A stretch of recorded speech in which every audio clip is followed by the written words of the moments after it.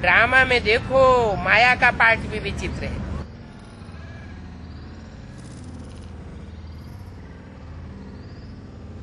क्या देखें, क्या माया का पार्ट विचित्र है?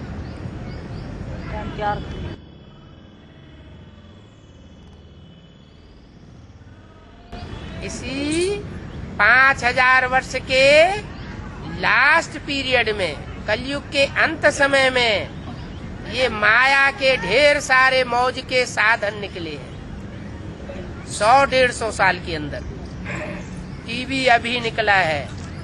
पहले टीवी की कभी मौज मस्ती नहीं थी। सिनेमा अभी निकला है, पहले सिनेमा की मौज मस्ती नहीं थी। ये रेडियो, ये चैनल, ये सब अभी निकले। ये हवाई जहाज,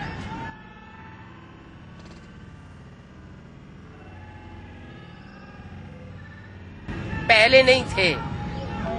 100-150 साल पहले ये हवाई जहाज नहीं थे। अभी ये मौज मस्ती के साधन निकले हैं।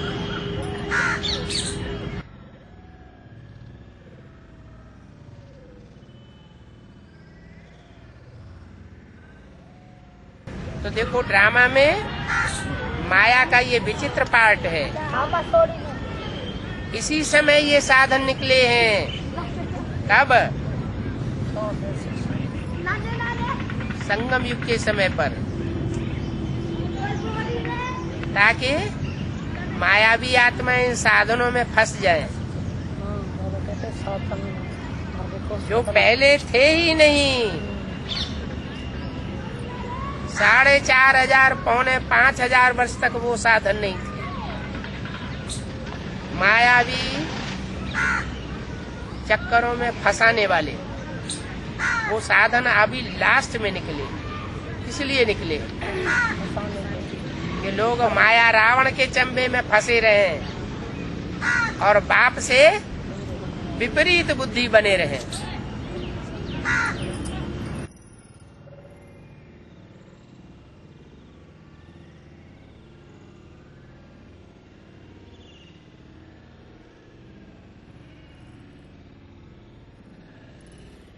लेकिन फिर भी देखो, बिना साधनों के भी जिन्होंने साधना की, सेवा की यज्ञ के आदि में,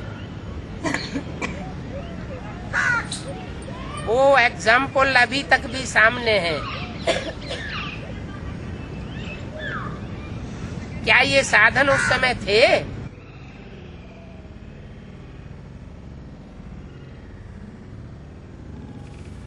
लेकिन सेवा कितनी हुई?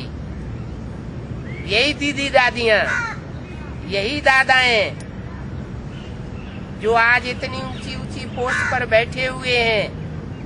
ये जमुना के कंठे पर दिल्ली में जो छोटी छोटी कोठरियां बनी हुई हैं, उनमें बैठ करके एक एक दो दो आदमियों को समझाते थे।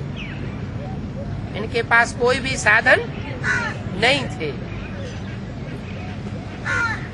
उस समय की निकली हुई आत्माएं अभी तक काम दे रही है।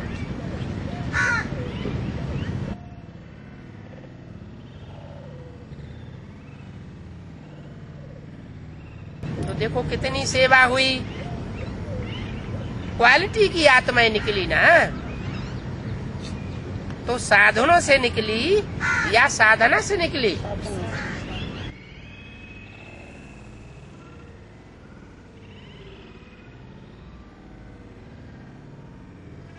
साधना से निकली ना।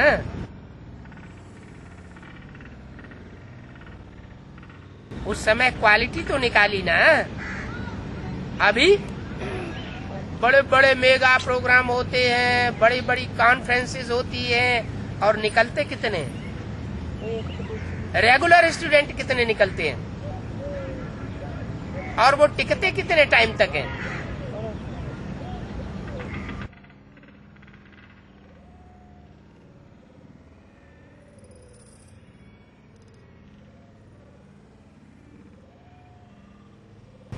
तो आदि में आदि रतन तो तैयार हो गए।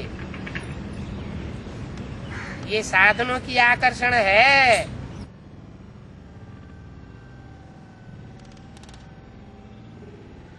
साधनों को यूज करना रंग नहीं है, लेकिन साधनों को भूल करके वो साधना को भूल करके साधनों में साधन में लग जाना, साधनों को भूल करके साधना को भूल करके और साधनों में लग जाना, ये बड़ी भारी भूल है।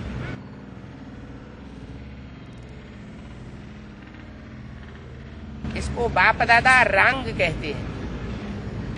क्या कि साधना को भूल जाए और साधनों के चक्कर में फंस जाए।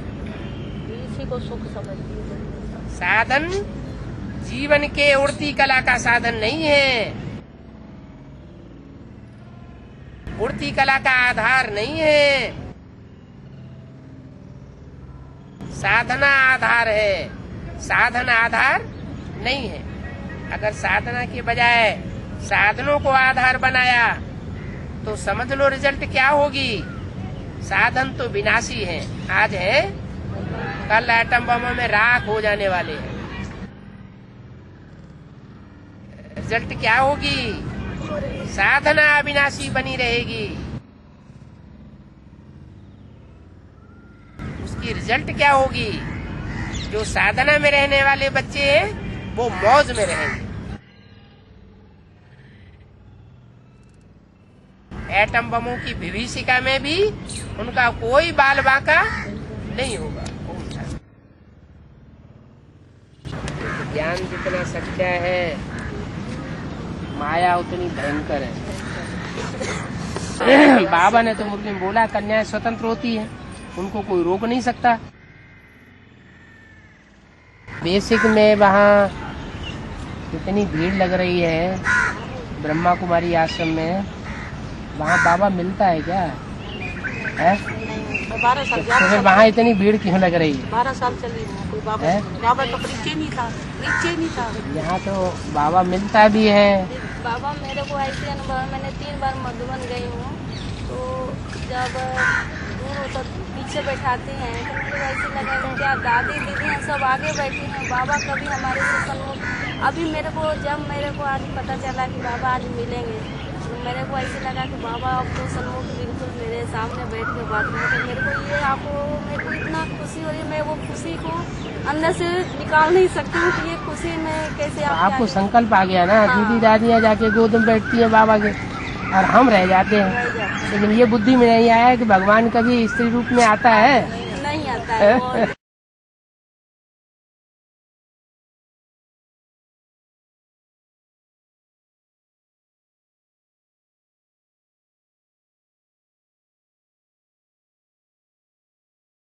न तो भगवान सब कुछ जानता है, न उसको जानने की जरूरत है। उसके अंदर तो ज्ञान समाया हुआ है सृष्टि के आदि मध्य अंत का, वही आके सुनाता है। उसको एक एक के अंदर की बात जानने की और बताने की क्या जरूरत है? वो जानने की जरूरत है नहीं, न वो सर्वव्यापी है, वो सर्वव्यापी भी नहीं है, वो एक व्यापी होके आता है। तभी तो आप एक को याद करेंगे, और सब में व्यापक होके आ जाए तो आप सबको याद करेंगे क्या? फिर बुद्धि भटक जाएगी, एकाग्र होगी, फिर बुद्धि भटक जाएगी। सब बुद्धि अभी तक भटकती रही सर्वव्यापी समझने से। अभी पहचान करना है बाप कहाँ आया हुआ है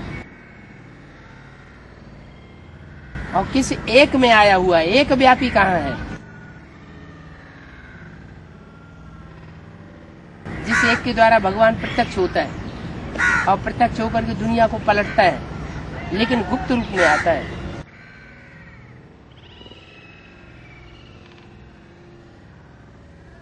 पांडव गुप्त थे और पांडव पति भी गुप्त था, गोपियां भी गुप्त थे।